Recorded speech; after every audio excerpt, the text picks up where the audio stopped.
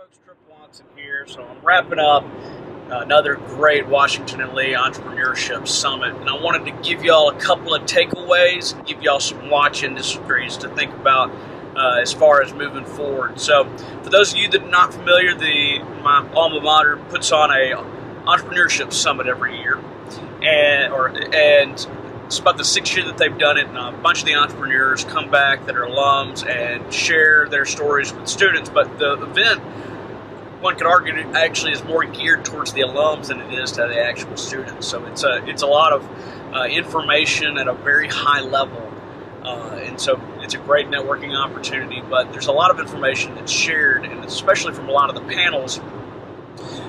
That's the big thing that's the first big takeaway, is that entrepreneurship is increasingly becoming recognized as an official career path. A few years ago, I would argue that starting a business was a dream, but there was a lot of mysticism about starting a business. It wasn't necessarily glamorous. I think that impression has changed recently. So I think even the last 5 to 10 years, I think you've seen the impression of entrepreneurship changing, such that now it's recognized as being a legitimate career path. So you have folks that are starting businesses straight out of college, and then you have people that are sharing their experiences about going and starting their own businesses and talking about the stresses, the successes, and everything that happens in between. So for one, I think that's the first big takeaway, is the increasing legitimacy of pursuing a entrepreneurship career. And the second side of it is kind of a corollary, is that this is increasingly going to become something that's more common for the upcoming generations. So I think there's a lot of talk about the way that we work is shifting.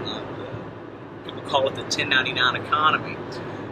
People are thinking actively about how they are marketing themselves and how they are doing their careers. And so pursuing entrepreneurship, even within the context of being a full-time employee, is still increasingly becoming more common. And the fact that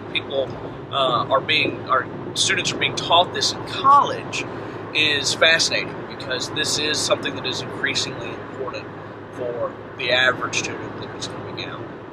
So those are two real big takeaways.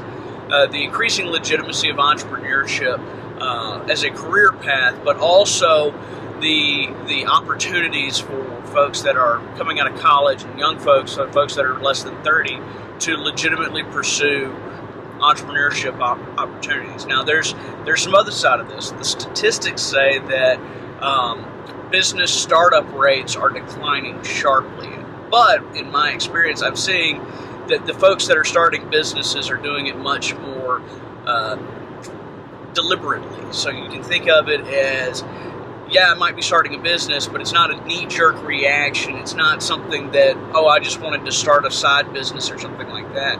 The idea is that I'm going to start a business, and it's going to be an intentional business, and we're going to be very customer-focused on figuring out what it is the customer wants and needs, as opposed to pursuing the American dream and just starting something and doing something that you enjoy.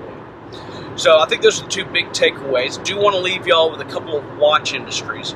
For those of you that might be familiar with the format, there's a lot of panels, but there's opportunities for students and alumni to pitch potential ideas and to potentially find investors, to find potential customers, or find folks that just want to work with them.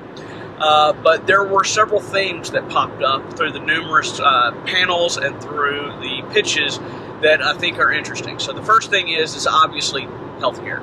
Healthcare is going to be one of the biggest industries moving forward.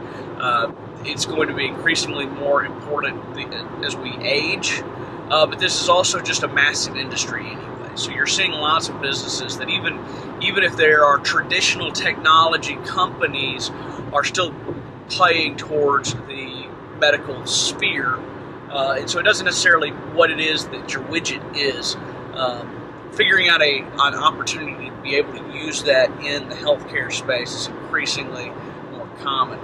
Another big watch industry is data security. Obviously, Equifax is making the news right now with the massive data breach that Equifax is going through.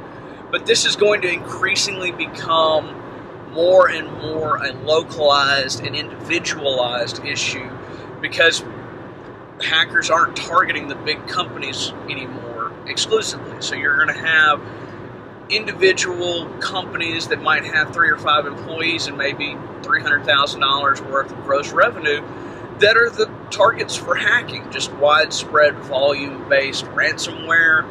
And so data security, data information management is going to increasingly become more and more important. Those are the 2 big watch industries that I think you need to pay attention to if you're considering starting a business, because those are going to be growth areas, and I think it's going to be monumental growth.